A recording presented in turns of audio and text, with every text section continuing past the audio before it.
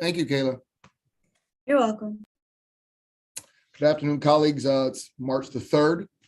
We're getting ready to begin our House Economic Matter Committee bill hearings. Obviously, before we begin, I would ask anyone who is not a member of Economic Matters to please refrain from posting in the chat. Ask yourself to stay up. Please keep yourself on mute. And I would also ask my colleagues, obviously, to be mindful of your fellow delegates when presenting as far as that time. If you're not an elected, if you're not the presenter of the bill, you will have 2 minutes. We do not time our colleagues, but we do expect them to respect the amount of time we have to spend on economic matters today. The first bill we have is Delegate Boyce, who is, I believe, present and angry. Whenever you're ready, Delegate Boyce, go ahead. Oh, Mr. Chair of the nicer, gentler Economic Matters, I am pleased to be here. For the record, I'm Delegate Regina T. Boyce presenting HB 864, Renewable Energy Portfolio Standard, Renewable Energy Credits, Solar Energy Sources. HB 864 allows Maryland electric suppliers to use renewable energy credits, RECs, associated with solar generating assets not connected to the state's distribution system to comply with Tier 1 renewable portfolio standards obligations. Under current law, Maryland's RPS only recognizes solar generation that is connected to the state's distribution system.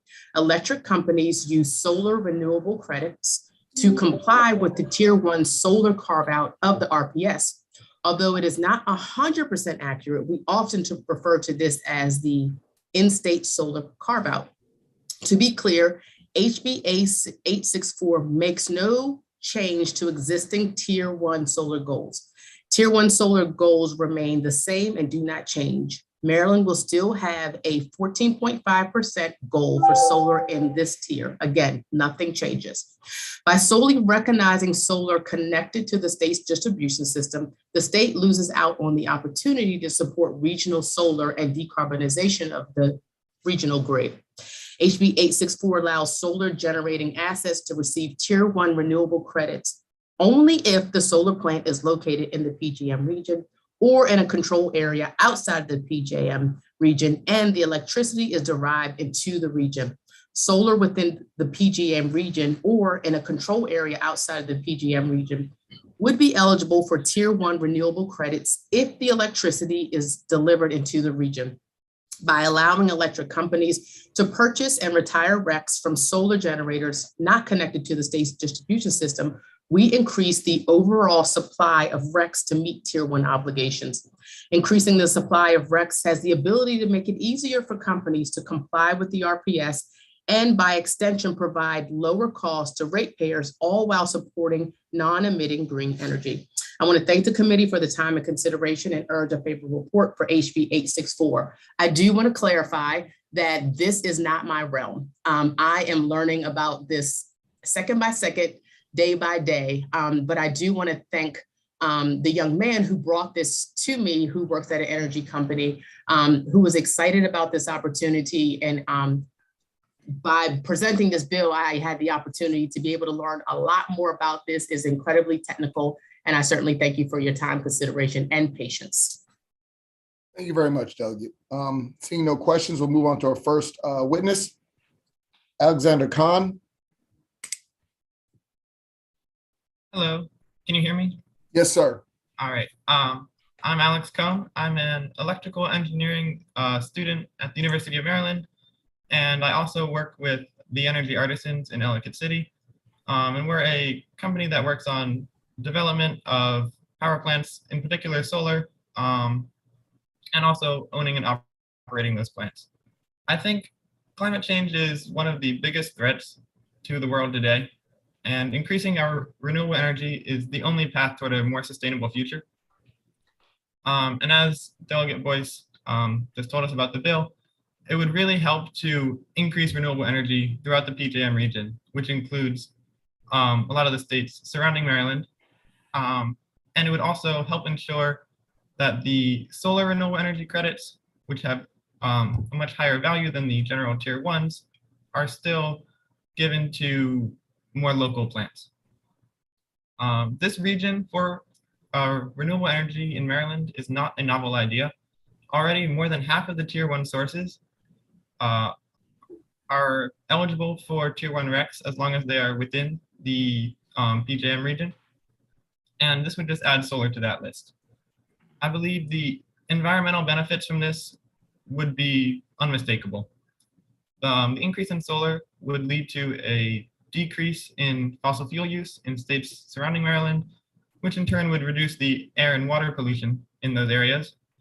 And because of Maryland's location in the Chesapeake Bay watershed and with the Chesapeake Bay itself, any pollution in those other states is going to end up here in the end. So I think that this bill will help fight climate change and fight the environmental pollution that we face from fossil fuels. Thank you. Thank you, Mr. Khan, or Deb, how do you pronounce it? Cone? Cone. Okay. I do have one brief question, sir, because you do seem Sure. like you are somewhat of a subject matter expert on this. Explain to me how this bill, and I think I understand, but I just want to hear you explain how it would benefit other states as far as their solar, things of that nature. Explain that again, please. Okay. Because the PJM region, essentially this bill, currently solar plants can only receive benefits from Maryland if they're almost always have to be within the state of Maryland. Right. However, this would allow plants to receive general Tier 1 RECs, but not the solar RECs if they are outside of Maryland, but in the PJM region. And this is the same as how wind is already set up and other sources that are in the Tier 1 are already set up like that. So we would just allow solar the same benefits as that, but still restrict the region for the valuable solar RECs. But you think it'll help promote growth of the solar industry outside of Maryland and these surrounding states, right? I think, yes, it would help that, and that in turn would benefit Maryland as well. Well, thank you very much for your presentation, sir. Next, we have Bert Wilson. Hello, can you hear me? I can hear you, sir. Go ahead. Okay. Well, thank you for the time to testify, Delegate Boyce. Thank you for working with Alex. Alex was our intern in 2019, and we've continued to have him work with us. Our company is EFW, also trades as Energy Artisans, and we're located in historic Ellicott City at the bottom of the hill. We've had our share of environmental issues. We develop, own, and operate solar plants in Maryland and surrounding states. I've had a prior company, I've been in the energy business for over 20 years. Our company was South River Consulting and sold to Enernoc in 2008. We also manage larger users and buyers of energy. We manage approximately 3 million megawatt hours. We manage 300 megawatts of generation, 160 megawatts of wind, 130 of solar, and 20 megawatts of cogeneration. The issue we see here, which I think Alex pointed out rather nicely, is solar that's in Maryland qualifies for the in-state carve-out. Solar that's not in Maryland does not qualify for anything, but does in fact contribute to clean air. We think the solution is simply let the solar that is not in Maryland, and I say loosely not in Maryland because I realize the connection to the electric grid serving Maryland. We think if we put solar out in other states on parity with wind and similar resources, that would help. There's also some current bills under consideration that would reduce the amount of Tier 1 resources. And it's notable that the price of Tier 1 resources, non-solar, has increased threefold in the past 3 years. So the cost is going up to consumers no matter who they are. So we think this would be a good idea, fair, and we think it would help the overall area and clean air. Thank you. Thank you very much for your presentation, sir. I believe we have one question from Delegate Arntz. Thank you, Mr. Chair. Just a general question. So we're going to be allowing outside sources to provide more clean, renewable energy to Maryland. Is that what you're essentially saying this bill will do? It would assist in the development of resources that are external to Maryland, same as wind. So once again, Maryland, which is producing a very minimal amount of renewable energy at this point, not nearly enough to furnish the RPS, is going to go to other states to take their clean energy and bring it into Maryland And Maryland's going to be excited about the fact that we'll have more clean energy than the other states that are providing us. Is that pretty much what we're doing? I wouldn't exactly state it that way. I would say, Well, how would you say it? I'd say that we are encouraging the development of clean energy in the surrounding area. Okay, okay, I get that. So the surrounding areas is good, but once again, Maryland is touting this 30%, which we're paying a premium for right now. We can't produce it, but we're taking clean energy from another area, the PGM, which arguably produces minimal amount of renewable energy.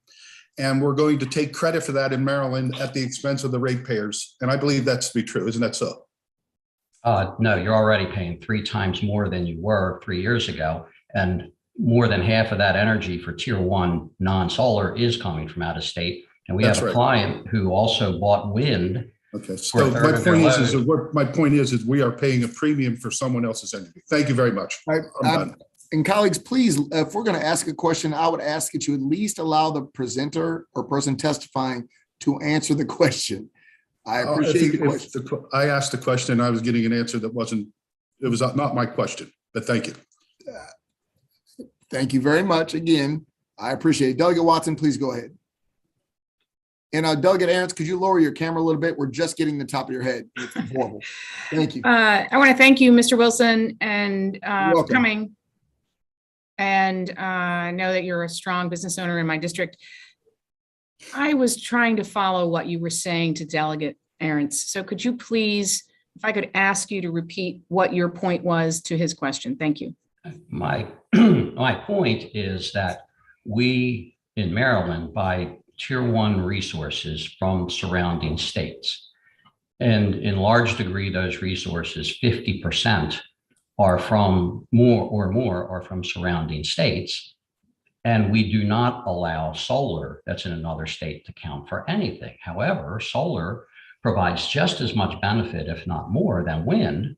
And we accept wind from another state. One of our clients bought 1/3 of their load from Pennsylvania wind, but we do not allow solar that provides a sound economic benefit and clean air to come from another state. That seems to be inconsistent with clean air in the region. Thank you. I believe we have one more question from our resident agent of chaos. Delegate Fisher, please go ahead. Thank you, Mr. Chairman. Also to the same gentleman, I'm just curious, with your company, I guess your company builds utility scale solar plants? Yes, we do. We have one under construction in Somerset County in Maryland. Okay. Do you own any solar plants that are outside of the state of Maryland? Not as yet, but we do plan to. Okay. So obviously this is a bill that would benefit your company, which I certainly understand. We have people come here all the time for that. Any discussion within your company at all about the benefits of the clean energy source that is nuclear? I'm familiar with nuclear, having worked at Constellation for 10 years in the 90s. But no, I have not dealt with nuclear. I think nuclear is a very good idea and a very good source of clean energy. Yeah. But it's not inside the renewable energy portfolio standard, is it? No, it is not. Do you think that it should be? Yes, I think that could be helpful. Got it. Thank you. And one more question, I believe Delegate Howard. Thank you, Mr. Chair. And I worked for Constellation in the early 2000s at Calvert Cliffs, and I agree with you 100%. It should be part of the RPS. But my question is just this, and I have a rural district, and one of the main concerns is as we increase solar, we're very sensitive to make sure that that solar doesn't go on arable lands. And one of my concerns is, and maybe you can address it, and if you can't, that's fine, is as we do this out of state, what is some of the out of state legislation look like, I guess, as far as protecting arable land from solar fields? I mean, do they do the same thing in Pennsylvania or Delaware to be sensitive to arable lands by placing solar fields on brown fields and old dump sites and those type of things? Yes, and I'll give you a perspective. Our plant in Somerset County, of which I'm a part owner of the farm. We have a 252-acre farm, And it is being used for solar now currently, Mhm. that Constellation actually built. We plan on using it, 60 acres of that for this. And I do think that there are issues with using arable lands and its trade-off. We try to not do it on the USDA top tier, Class A.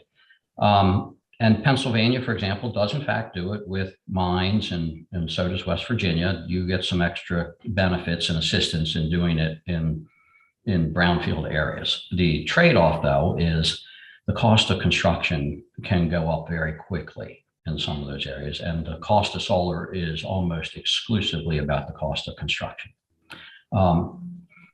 But I do think it's a good area. I do think we have to be careful about the trade-offs. And I do think we have to be somewhat careful about the size of them. We've been involved in assisting in the purchase of 75 megawatts of solar, and it takes a lot of space. We think around 10 megawatts, which uses about 60 acres and can be dispersed, is a good idea. And we also think that you're correct on a relative basis, different areas, they use more power, but they don't have as much solar power in the areas. And it would be good if it was distributed more along the lines of ratio of usage in those general areas. It can't be perfect, but I think it's a consideration. Because solar does take up a lot of space for a relatively modest production of power. Okay. Thank you, Mr. Wilson. I appreciate it. And thank you, Chair Wilson. Thank you. Johnny Mounts. Thank you, Chairman.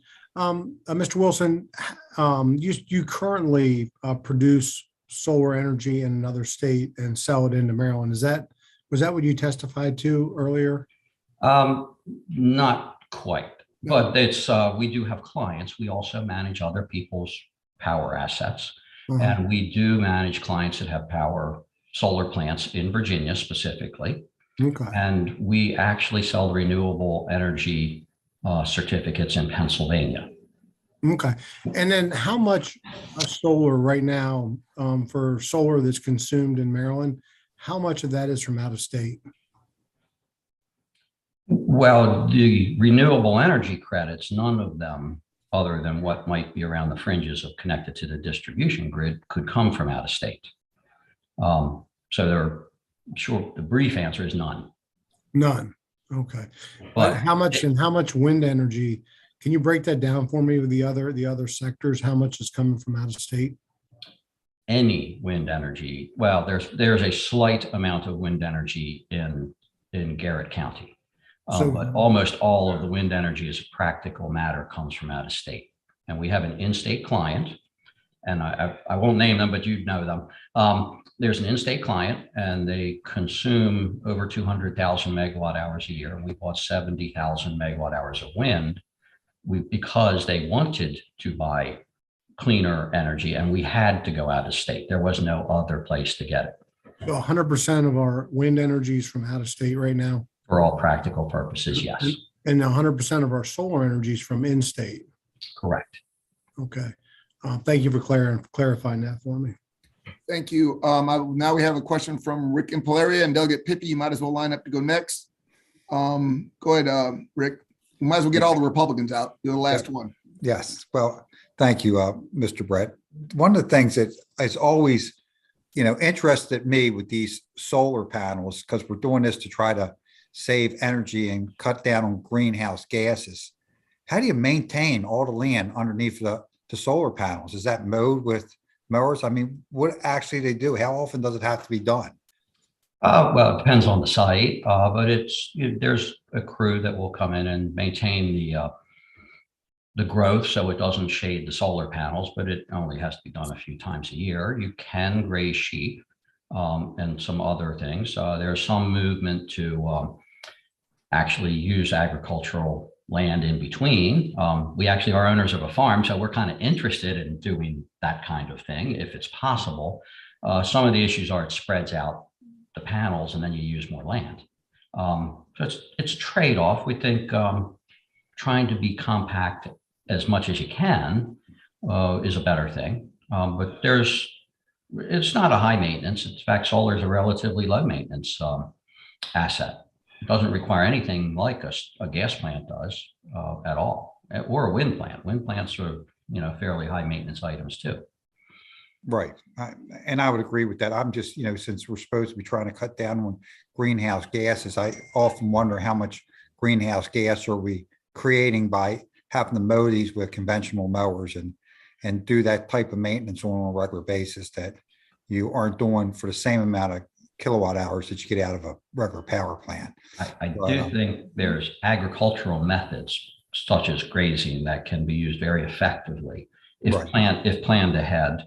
And I do think there's an interesting situation in solar that is notable is solar. It's one of the reasons I like it, not because of all the tax benefits, although you can't pay for it without the tax benefits, is that solar tends to make power when people need it. It tends to make power in the middle of the day. And that's when the demands go up.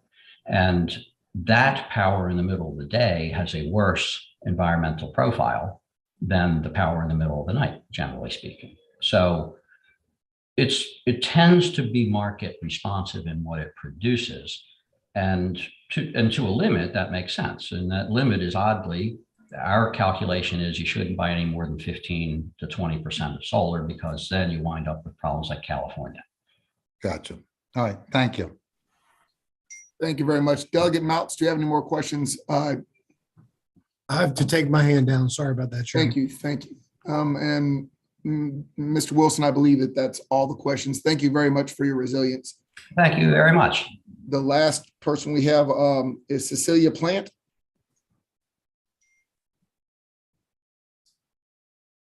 Is Ms. Plant available? Mr. Chair, I don't think she signed up to testify. Apologize. So I guess that ends the hearing for this this bill. Thank you so much.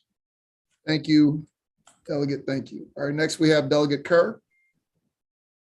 Good afternoon, Mr. Chairman, members of the Economic Matters Committee.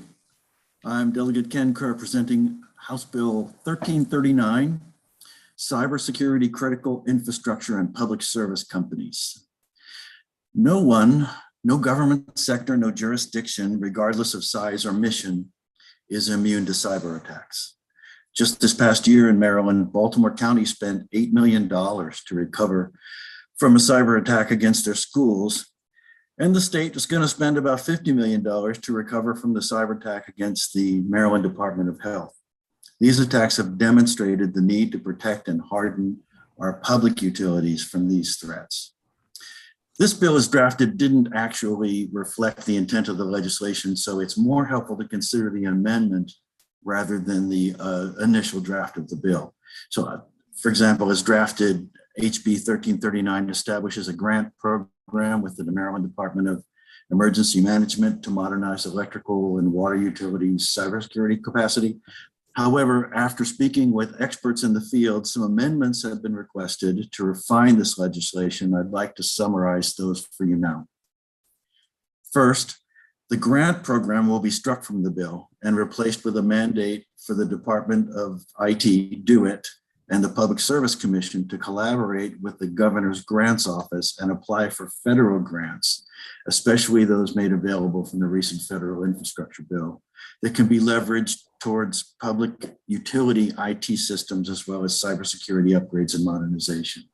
Second, the bill will require each public utility subgroup, water, natural gas, electricity, to collaborate with DO-IT and MDEM to evaluate current or foresee future areas of risk.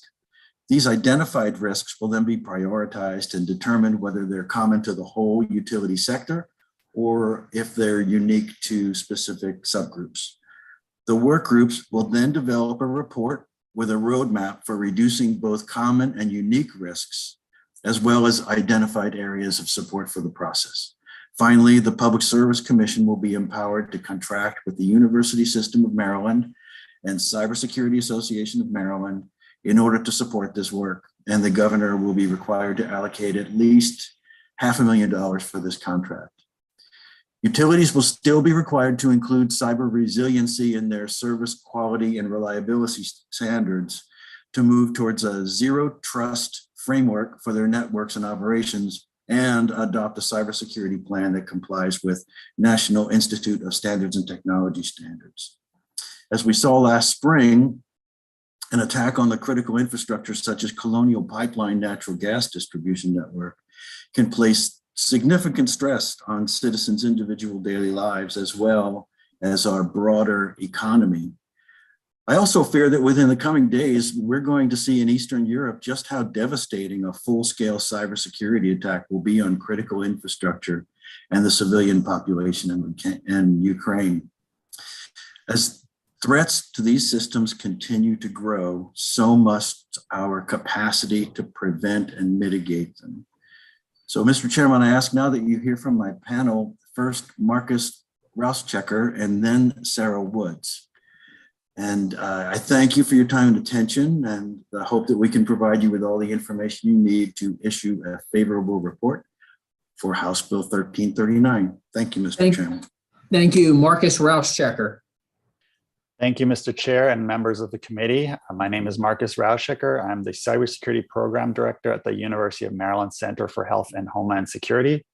I also chair the Critical Infrastructure Subcommittee of the Maryland Cybersecurity Council, and I offer my remarks today in support of this bill. My Critical Infrastructure Subcommittee is tasked with identifying risk to critical infrastructure in Maryland and providing recommendations on how to better protect Maryland critical infrastructure from cyber attacks. And I believe that this bill, specifically its amendments, would do just that. Indeed, the bill is largely based on a year-long study resulting report that was conducted by a national security agency expert that was assigned to the Office of the Maryland Attorney General and worked in conjunction with my subcommittee and the Maryland Cybersecurity Council as a whole. We know, as Delegate Kerr has mentioned, that critical infrastructure is vital to our security, economy, public safety, health, and our way of life. And any kind of successful cyber attack could cause detrimental and even catastrophic consequences.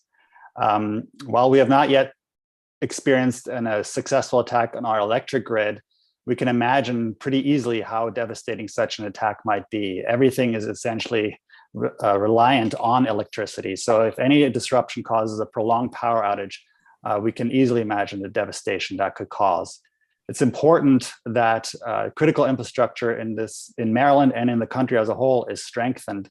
We have to identify the risks. We have to provide resources to critical infrastructure so that it can better prepare themselves and respond to incidents should they occur. I believe, again, that this bill would do just that, and I certainly support it. Thank you very much. Thank you. We'll take one more from the panel, and then I'll get to you, Delegate Aaron's. Sarah Woods. Chair Wilson, Vice Chair Crosby, Delegate Kerr, and members of the committee, thank you for the opportunity to testify in support of House Bill 1339. The threat to cybersecurity for critical infrastructure is clear and present. Maryland plays a lead role in the global fight to stop cybercrime with our proximity to federal cyber assets and high density of talent in businesses, government, and academia. Now is the time to act for Maryland and to protect our electric grid, natural gas, and water critical infrastructure. This bill is good for Maryland's public and private sectors. It's a vital step forward to improve cyber resilience in critical infrastructure. And I commend the House and Senate for together taking this much needed action to support our state. By authorizing the Department of Emergency Management to take action to reduce disaster risk and critical infrastructure vulnerability, this bill empowers the department to deploy a unified response plan for Maryland. With the amendments, the Governor's Grants Office, Department of Information Technology, and Public Service Commission will collaborate to leverage federal funds to make cybersecurity improvements for the utility systems IT and cybersecurity modernization.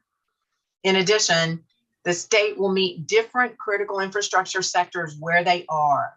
Each industry group subgroup within the PSC, electrical, natural gas, water, will establish their risks, their vulnerabilities, their mitigation approaches, and their needs. As a small business owner, board member for the Cybersecurity Association of Maryland, CAMI, marketing advisor of the Women in Cybersecurity Critical Infrastructure, WECIS, and most importantly, a proud Marylander, I attest that House Bill 1339 will make Maryland more prepared to defend against cyber threats. and I urge a favorable report. Thank you again for this opportunity to testify and for all you do for the state of Maryland. Thank you, Delegate Arntz. Thank you, Mr. Vice Chair. Mr. Ross-Checker, I may step ahead here a little bit because I haven't heard all the testimony, but I do know that the PSC and BG&E mentioned in their letters about a system that they have in place. Have you looked at that as far as the conflict this thing, or did you review those systems prior to making this opinion? No, I have not. I understand that, most critical infrastructure is already trying very hard to mitigate and protect against the threats that we know are out there. And we certainly commend all of those efforts. But I think, more needs to be done. Nobody is immune to these systems. Not even the most well-prepared entity is immune to these threats. And, the bill would provide additional resources to critical infrastructure to help mitigate those threats and then also respond to any potential incidents. So, Okay. Yeah. No, I get it. I appreciate it. But I guess their comments lead to a duplicative system. And if you're going to have two systems working a similar problem, that you potentially have a bigger conflict and a bigger risk of cyber network hacking. But I do appreciate your answer. Thank you. Thank you, Mr. Chair. All right, I think next, if there are no further questions, it's William Fields. Good afternoon, Chair, Vice Chair, and members of the committee. William Fields for the Office of People's Counsel. We have not been able to review the other amendments that the sponsor just talked about, so I can't comment on those. However, we supported the bill as written with an amendment, and I'll just speak to that amendment briefly now. First, let me put my camera on there. Apologize for that. We suggest an amendment to make the PSC's role on cybersecurity clear. The requirements of Section 5305 in the bill are direct requirements on the utility. Current law on service quality and reliability has a high-level standard for the utility in Section 5-303. It talks about safe, adequate, just, and reasonable economic and efficient service, and then requires the commission to establish service quality and reliability standards through regulations in Section 7-213. This law was adopted in response to reliability concerns related to storms back in 2011-2012 timeframe. We suggested an amendment to make clear that the commission would be in the same position of setting standards and evaluating cost effectiveness of the spending for cybersecurity as it is with other reliability issues.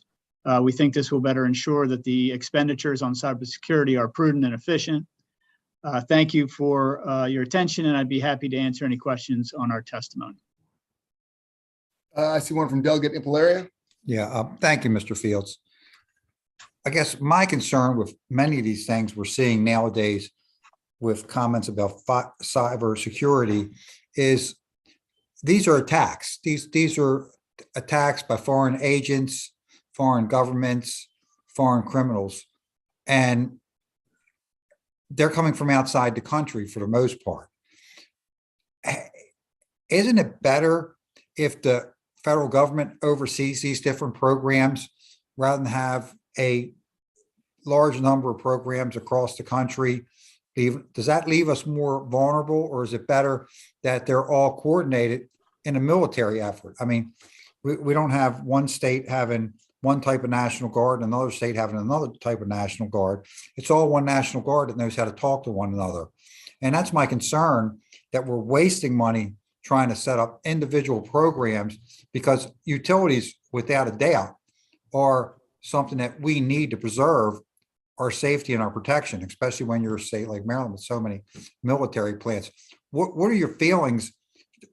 Would we be better served if the federal government was overseeing these programs, or if we're doing it in the state of Maryland? Well, I can't comment too much on federal oversight approach. The utilities, they have their IT systems. They have customer data. They also have operational IT systems, and they're gonna have expenditures in order to provide cybersecurity. And those expenditures are going to be paid for by the customers ultimately. And what we tried to do with our amendment was to keep the commission in that same role of overseeing that expenditure to try to make it as efficient and cost effective as possible. And I just have one follow-up question. Is there a difference between cybersecurity where someone's trying to shut down the system and cybersecurity where someone's kind of trying to come in and hack the accounts of users? Would you see them as different threat levels, or how does that work in your mind in the field? Yeah, I think they would both fall under cybersecurity, but there may be different approaches to providing the defense for those, various types of threats. But it's difficult to say in general. Okay, thank you. It's a new field still for all of us. I might think it's old, but it's still brand new in its infancy, trying to figure this stuff out. They're ahead of us. The criminals are ahead of us. May I add to that? At this point, brother, we got to keep going. Obviously, if there's another question to ask, maybe someone will pose it to you. Thank you very much, Delegate Blair. Now we're going to Kevin Kennelly.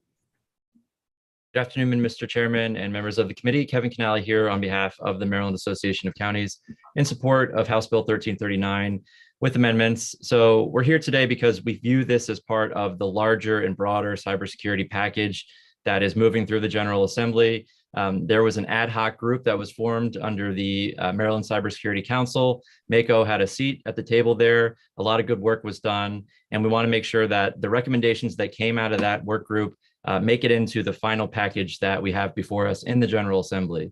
So we know that hackers are increasingly targeting states, local governments, critical infrastructure with really sophisticated attacks.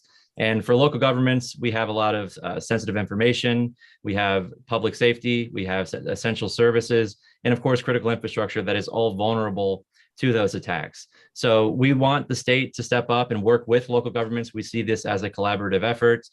We know that coordination, communication is essential here. So we want to make sure that a bill like this one, which I think is amended, it's a good step. I think it's part of the broader package here, but generally we're interested in the broad package. We want to make sure that we bolster cybersecurity at the state and local level, and then of course protect our critical infrastructure as well. So we want to work with this committee, with other committees that are dealing with these bills, to make sure that, again, the end product does what it's intended to do. And with that, Mr. Chairman, we'd ask for a favorable amendments report on House Bill 1339.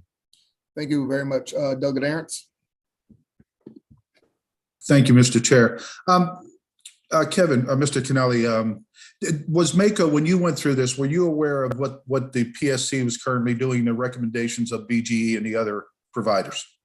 So I'm not sure we spoke with them directly. Again, I think we also have infrastructure at the local government level. So when you're talking about, water, things like that, this bill, I think, would go to help address those concerns as well. I know that the bill was amended, but I don't think we spoke directly with BG&E or the PSC for their concerns.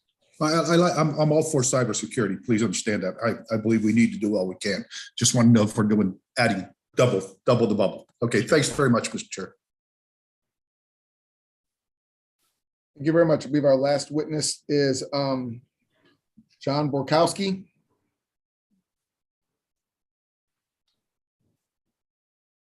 Okay, good afternoon, Chair Wilson, Vice Chair Crosby, and committee members. John Borkowski, Chief Engineer at the Public Service Commission.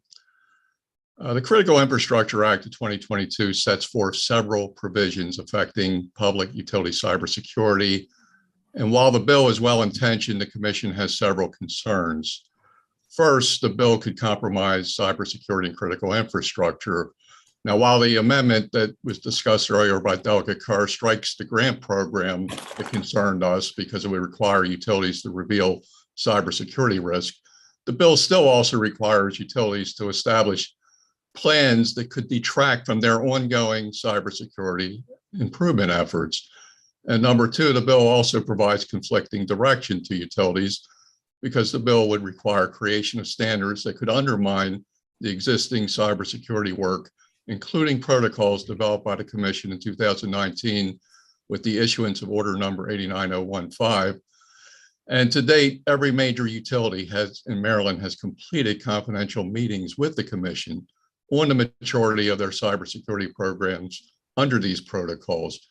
And building off that experience to date with those protocols, commission staff just recently filed a petition on March 1st, which will result in a cybersecurity rulemaking process that will be open and transparent. And third, the bill does not recognize the evolving nature of cybersecurity. Attention to holistic defense in depth and maturity within a utility cybersecurity program, as opposed to adherence to prescriptive standards or plans, should remain a guiding cybersecurity principle. So in conclusion, the bill is drafted would duplicate and or confuse the years of cybersecurity development that has been applied to utilities under commission directives. And for these reasons, the commission opposes the bill as currently drafted, and we'll have to look at the amendments.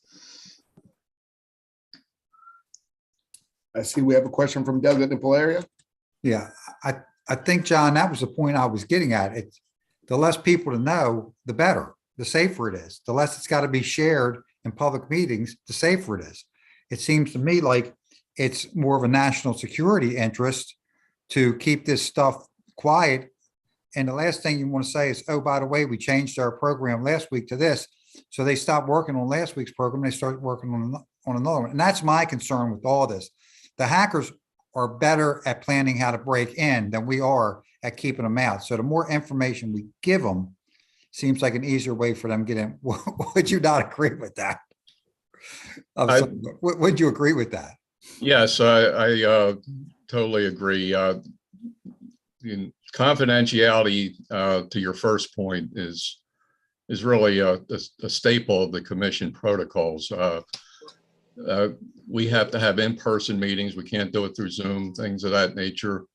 Confidentiality is paramount, and we also don't want to conflict with, existing utility cybersecurity work. I think it's important to recognize that many of the utilities in Maryland are parts of larger entities.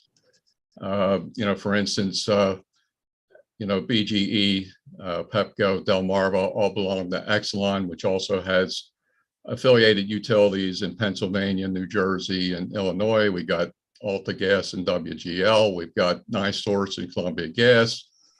The cybersecurity programs that are developed for these utilities are not developed in any one state. They're developed across multiple entities. In fact, the cybersecurity is managed corporately and not at the individual company operating level. So to the extent that you have prescriptive statewide standards that could detract and conflict with existing utility cybersecurity programs. Thank you very much. So I believe I have one more question, Delegate Chi. Thank you, Chair Wilson. So my question for Mr. Bukowski is, I understand this bill was drafted based upon this study, right? Called the Cybersecurity and the Maryland Electric Grid. So are you suggesting that the PSC was unaware of, or maybe more accurately, not involved in the study, or in any fashion, so that this sort of came across as a surprise to you that they're recommending this?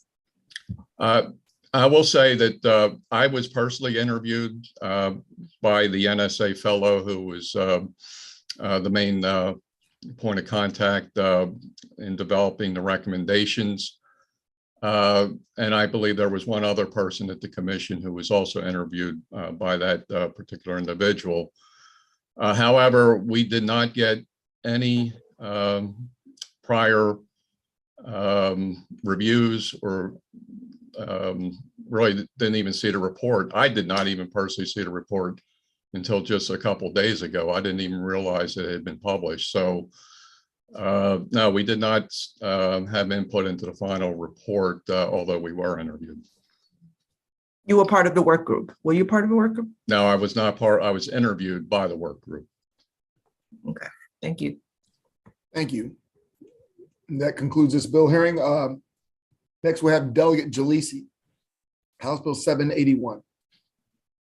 Good afternoon, Chair. I'm here to present my testimony for my bill HB 781. There are some amendments that are due for this bill. They are late in delivering them to the committee, so I'm going to speak on the bill based on the amendments that are going to be introduced. So my bill 781 basically deals with almost every senior citizen in Maryland who may have insufficient economic means, may have suffered financially during the COVID-19 pandemic, or may have otherwise temporary difficulty in paying their gas and electric bills. And under COMA regulation 20.30.02.04, a utility company can ask for a deposit, which may be as much as equal to 2 months bill amount from an existing customer if the bill payment is late twice in a 12-month period. My bill, of course, wants to put a stop to it. So the main salient features of my bill are that the person has to be 65 years of age or older, has to be a current customer who has paid all his bills at the time of getting this benefit, has to be 175% or lower of the federal poverty level, and has to be eligible for the energy assistance program. And this last point helps the utility companies confirm that the person getting the benefit is actually deserving of the benefit.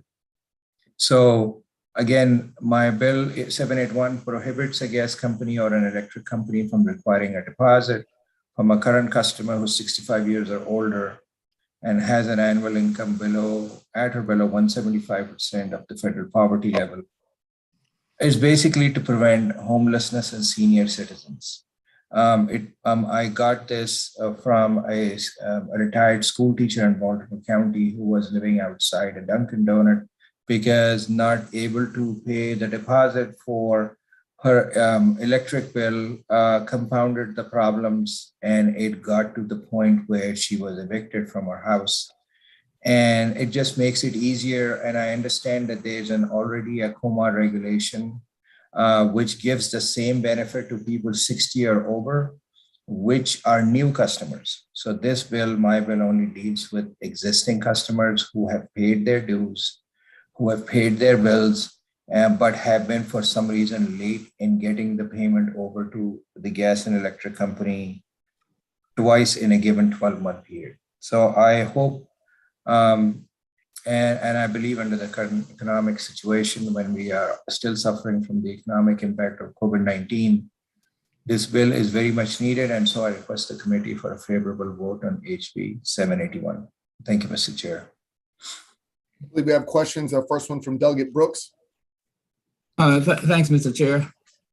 Delegate Jalisi, I was looking at your testimony letter, and in the letter, you show an annual, and in your testimony just now, you say an annual rate of 175% or less of the poverty line. Yes. Yeah. What is the poverty line for 2022? I don't remember that. I just know that it's, I think it used to be $30,000 thereabout, but I don't know, sir. You would, okay. I can check it for you and I can email you if you want me to find out. No, I know what it is. Thanks. And the second question, sir, is you've got 175%, but I was looking at the bill and the bill shows 300%. Yeah. Sorry. So yeah, that's a mistake. And so that's what the amendment is for. And that's the amendment that the utility companies were okay with.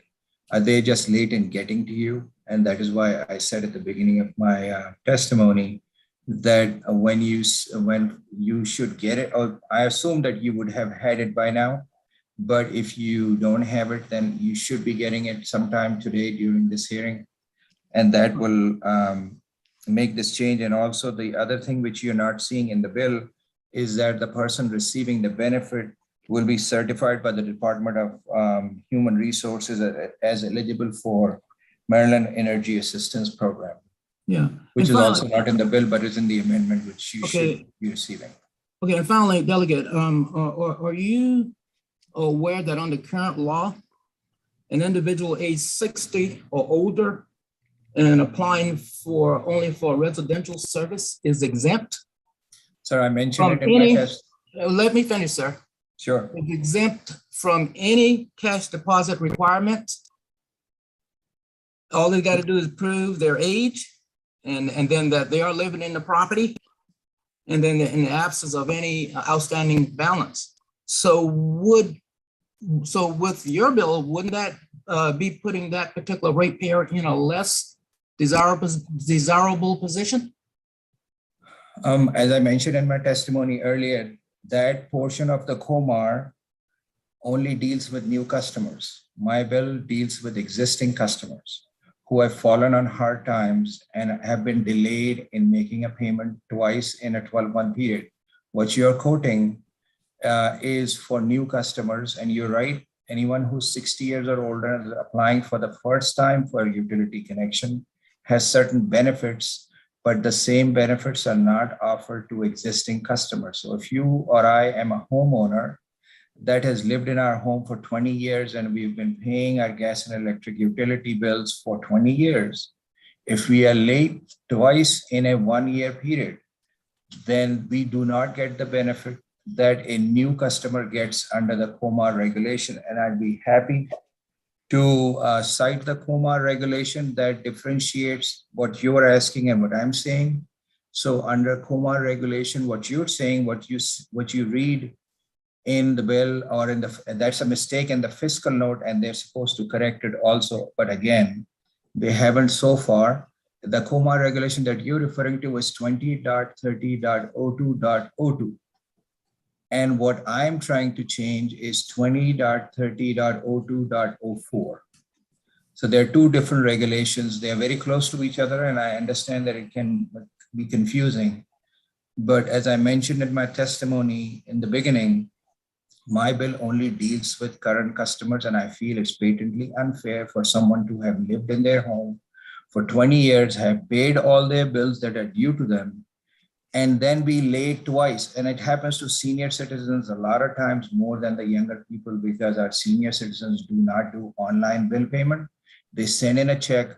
And as you know, last year, USPS was taking forever to deliver the bills, deliver the checks. So if you get late twice in a 12-month period and you have paid your bills in full, they can ask under this COMAR regulation to demand a payment which is equal to your 2 monthly payments. So if my monthly payment is $200 a month and I paid the bill, but I've been late twice in 12-month period, BGE or PEPCO or whoever the utility company is can ask me for an additional $400. And so for our senior citizens living on fixed income, that becomes a huge burden. That another $400 they cannot come up with, and that potentially can cause disconnection of service under the COMAR regulation. One more thing. Okay, I need to point out. Can I just make a point? Wait. Between November and April. Wait. Sorry. Okay. We have other bill hearings. If he poses a question, I don't mind you answering, but we've got to get through this because we have other hearings. We have other people waiting in the wings. So yes, sir. Sure. Delegate Brooks, are you completed your questioning?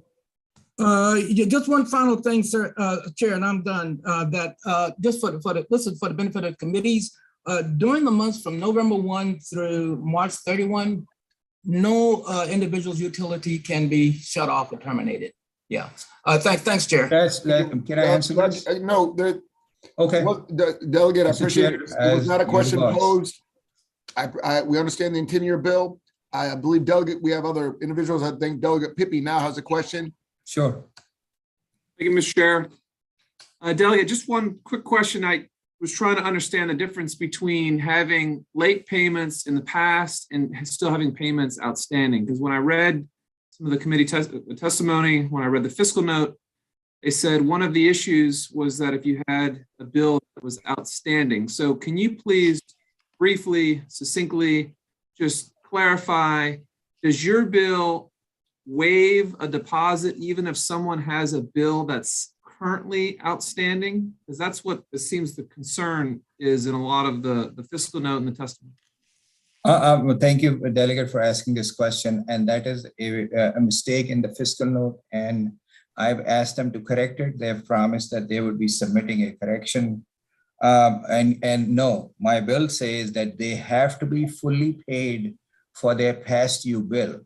But under COMA regulation that I cited before, the utility companies can still ask for a double deposit even after the person has paid their past due bill, is current on their payments, and also has paid their late fees. And I think that is what part is unfair. I don't mind any company asking for payment that is owed to them, but this deposit is over and above what is owed to them. And it just because of that COMA regulation 20.30.02.04, it allows the utility company to ask for a double deposit. Got and it. For a Thank senior you. citizen on fixed income, it's hard. Thank you very much, sir. I do believe that's all the questions and concludes this hearing. Thank you very much, Delegate Jalisi. Thank you, Mr. Chair. Yes, sir. The next bill we have is a Delegate Brooks bill. Thank you, Chair Wilson, Vice Chair Crosby, members of my great committee. Thank you for the opportunity to testify before you on behalf of HB 994 as Public Utilities Underground Facilities One Call System. For the record, I'm Delegate Ben Brooks. I represent the 10th Legislative District in Baltimore County. The purpose of this bill is to change the requirements of the Maryland One Call System, otherwise known as the Miss Utility Ticket. In particular, this bill would require callers to give a specific work start date and geographical area that needs to be surveyed. Furthermore, it would alter the time frame in which a ticket is valid and when the utilities must be marked by a contractor. As the amount of construction in Maryland increases, so will the number of utilities that need to be marked for safe construction. Currently, facility owners and contractors have been swamped with high volume of marking requests. To make matters worse, the current labor market crisis caused by the pandemic has already drastically reduced the amount of competent and qualified contractors able to take on these jobs. The new changes implemented by HB 994 would help mitigate these problems. First, it would require customers to make more accurately describe their work area and avoid contractors from having to come back for future ticket updates. Second, it would give facility owners and contractors far more flexibility in managing ticket volumes by replacing mandatory response and construction dates with construction start dates selected by the contractor. This will allow contractors to benefit from the full 12-day ticket life. The safety of Maryland construction projects depends on contractors being able to accurately mark out utilities on work sites. HB 994 will give contractors much needed assistance to do their jobs and ease the pressure on an already busy utility ticket system. For that reason, I am requesting a favorable report. And Mr. Chair, I have two other people who are going to be testifying on behalf of this bill. Mr. Jim Baron and Mr. Bruce Barriano. Thanks. Correct. Thank you very much. Jim Baron. Mr. Baron, are you there? Thank you, Mr. Chair and Mr. Vice Chair, and thank you, Delegate Brooks, for sponsoring this bill. I won't be repetitive because the delegate has done an excellent job of explaining the benefits of this particular bill. I am the Executive Director for the Maryland Underground Facilities Damage Prevention Authority, and we are in favor of this bill because of the main reasons that it will give more flexibility in the maintenance of these tickets to the facility owner and their contract locators. And as a former contractor myself, it will now allow the contractor the full 12-day benefit of getting his project completed. So I encourage the members of the Economic Matters Committee to give a favorable report, and I will be available for any questions you may have on this bill. Thank you. All right. The last person testifies, Mr. Bruce Barriano. and members of the House Economic Matters Committee. Can you hear me, sir? Yes, sir. Okay, I will not be repetitive. I want to thank Delegate Brooks for introducing this legislation. It's been properly explained by the previous witness.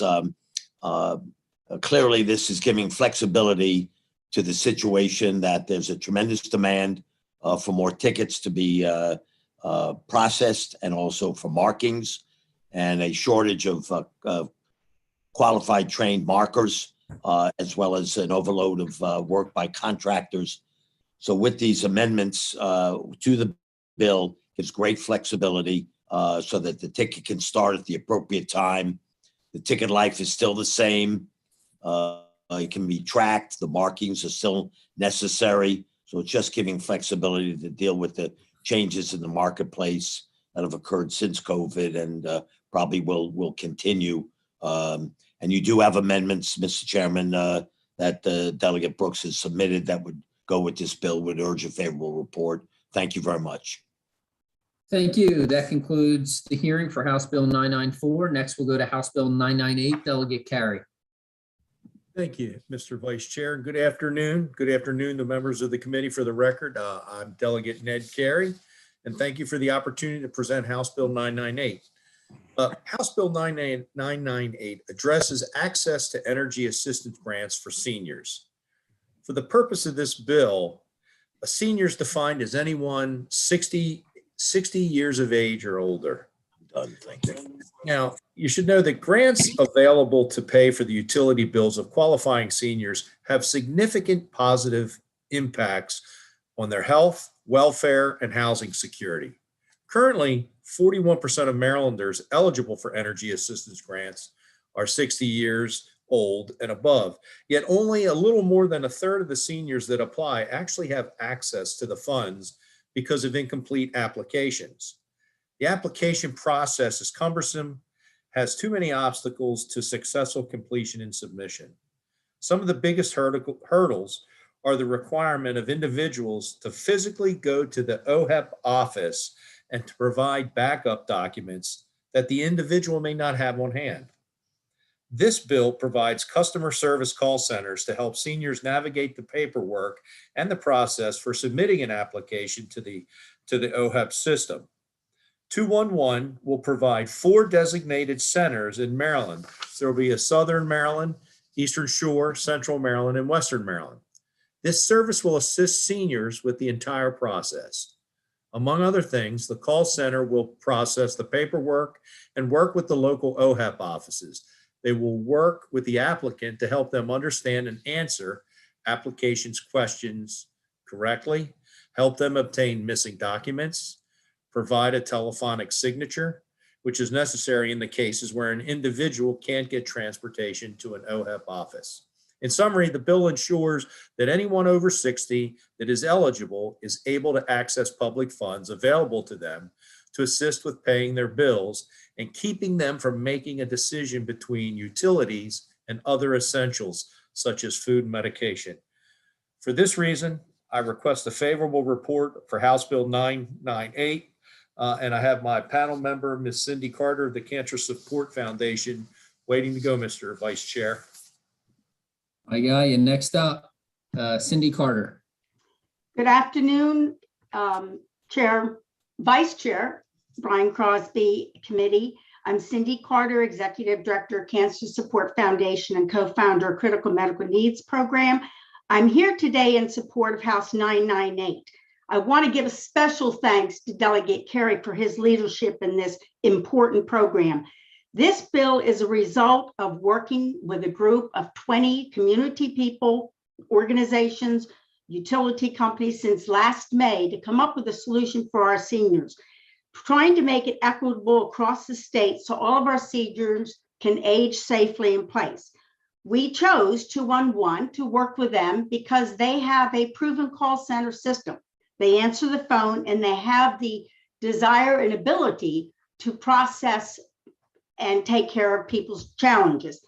A senior would call their 211 center. The 211 people would walk through filling out the application, help them get the backup.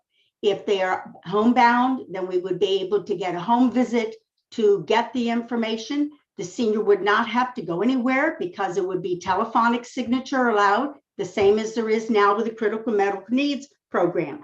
The application would be sent in, it would be processed by the local energy assistance office, and then everybody would be communicated with. Now, there'd be 4 people, 4 locations, 4 people. So you can imagine my surprise when all of a sudden we see a fiscal note of 24 positions, 6 times as many as it would take to do the applications that the state now wants to have it processed. So we need to keep our seniors' lights on in the wintertime, which unfortunately they do go off. We need our seniors' help throughout the state. And I'm urging a favorable report on House Bill 998. Thank you. Thank you, Ms. Carter. And I guess I'll ask my question now. It might be better directed towards Delegate Carey on the fiscal note. We went back, obviously you saw, or you can pull up the fiscal note in the system. It has it at like 1.3 million. We're only asking for 4 positions. Is there any other clarity, Delegate Carey, on that note? You know, again, I'm not sure what they were doing with the fiscal note. I mean, it looks to me like they were putting someone in every county, but I'm still not sure. But again, you're correct. That's all we're asking for. Okay. And just to clarify, you recently turned 60, so you would qualify for this bill, correct? Delegate That Carey? is correct. I was going to say that on the next bill because that one helps seniors as well. But that was for 65-year-olds. I'm only just turning 60. I'm only teasing. Okay. Laura Peltier. Good afternoon, Vice Chair Crosby and members of the committee. I'm Laurel Peltier, and we have 2 bills today, so I'm just going to share a little bit about what I do. I spend my whole career looking at Maryland's low income, the big target of low income home energy. Cindy and I both sit on the state's low income working group, which came out of last year's HB 606. I chair Energy Advocates. We're trying to reduce these energy burdens, but most importantly, I realized if you really want to understand a product, you need to work inside of it. And I work at Gedco Cares in Baltimore City, right in District 43. I volunteer a couple hours a week, and I've been doing that for a couple years. I work completely with this senior population. It's mostly seniors that come in. We do in-person and telephone help to get their energy assistance in. And I'm going to read you a letter from your constituents, because this lady, Donna Brown, she represents many people, and I know they've been calling in about how difficult it is to get energy assistance. And she was thrilled that I was going to share her story with you all. So just to give you a little background, Ms. Brown came in, I picked up the phone with the intent to help, and she was so freaked out. So once I pulled her off the ceiling and kind of figured out she was just struggling with the application online, I helped her. Here's what she wrote me about a week later. To whom it may concern.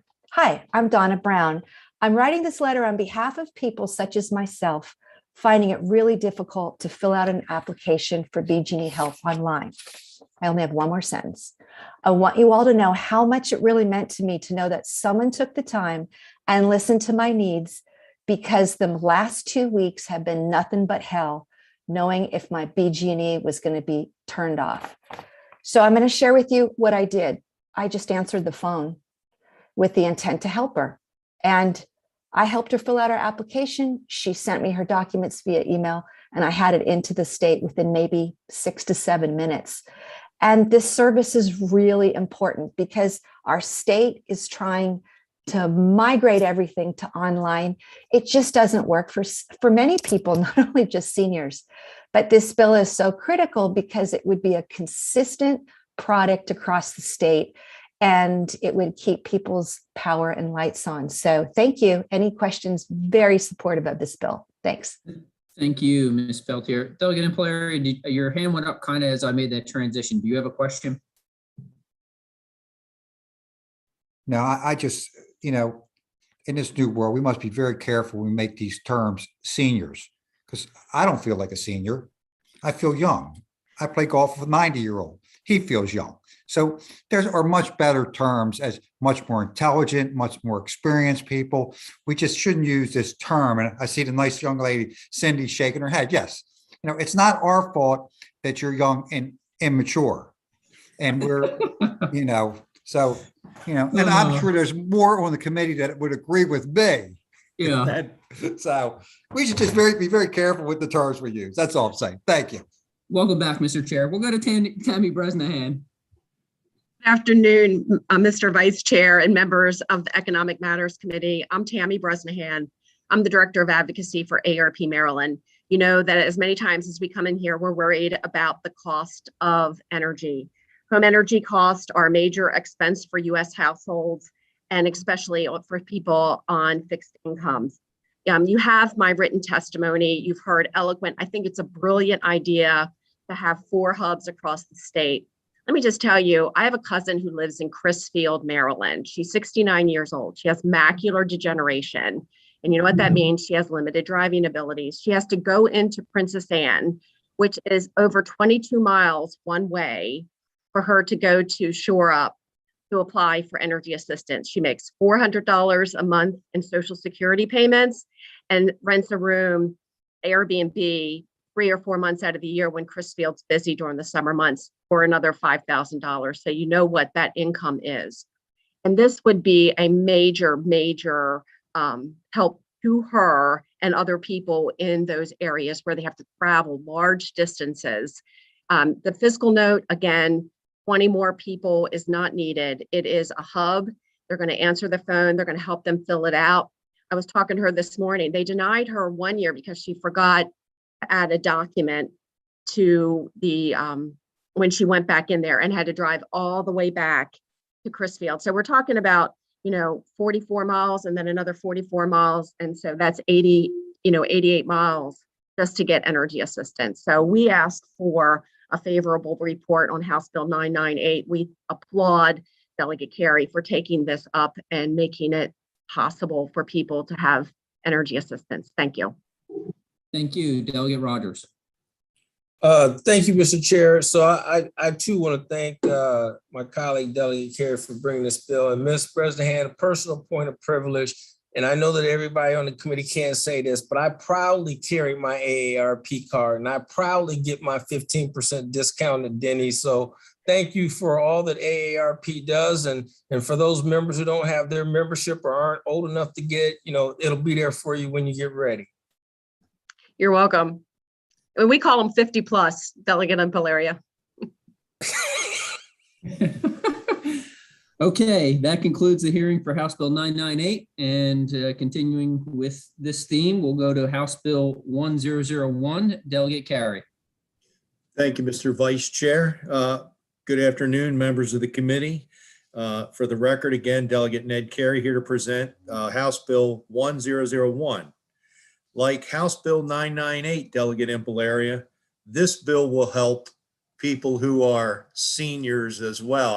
I don't know any other term to say it, but that's how it's written in my notes. So, seniors, I guess have the gray hair. But the purpose of House Bill 1001 is to make it easier for households with residents that are 65 years old and older to stay enrolled in the energy assistance programs by streamlining the eligibility redetermination process. Seniors that are currently receiving grants offered to Marylanders through OHEP are often either unaware that they need to be redetermined as qualified annually, or they have difficulties with mobility or working through the process.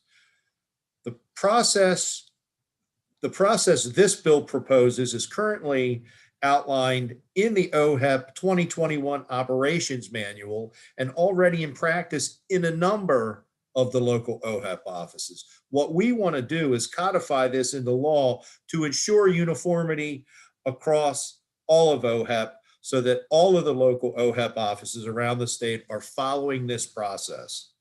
Because the current process varies by local office, the year often goes by and grant recipient eligibility ends because they didn't know to request, complete, and submit the redetermination letter.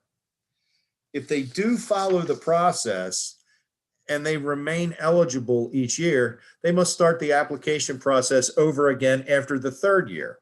But this bill would do 2 things. One, it would ensure that all enrollees would receive a uniform redetermination letter in the mail that provides them with the ability to answer questions regarding any change to their status that would impact their eligibility. And two, it would remove the requirement to reapply after 3 years. No new application would be necessary as long as the customer indicates that there are no changes to their eligibility. Because this bill creates relief and access to a currently obscure and cumbersome process, I believe it's the right thing to do. To your point earlier, Mr. Vice Chairman, on the other bill, I do not believe that it requires the funds as stated in this fiscal note either. Because of this, I urge a favorable consideration for House Bill 1001. And again, I have Ms. Cindy Carter as my panel member to provide any more detail or specifics. Thanks, Delegate Carey. And yeah, I mean, I'm looking at both fiscal notes. I have this one up and it looks like it's off by more than a factor of 6 from what you're actually asking for. So we'll get some clarity for you, but it does seem not just excessive, but completely out of control. With that, we'll go to Cindy Carter. Good afternoon, Vice Chair Crosby and Committee. Cindy Carter, Cancer Support Foundation and Critical Medical Needs Program. I'm here in support of House Bill 1001. Once again, many thanks to Delegate Carey for his leadership on this. The current system has been in place since 2018. The state sends a database to the local energy assistance offices of everybody who's 65 and above, who's already successfully been in the system the year before. Those state offices can send a redetermination letter, goes to the family, they check off that everything in their family has been the same, and they send it back, and then they get their energy assistance application redone for that current year. This process can go on for 3 years, and then at the end of 3 years, they want a senior who that time could be in their 70s or 80s to redo a whole new application. So what this bill would do would say, take a process that now is already being done and make sure it is done uniformly for everybody across the state. So none of our seniors get left out. And it's for people 65 and above. And once you're in that system, as long as you can send back the redetermination letter, you should not have to redo a new application every 3 years to be able to be in this program. Excuse me.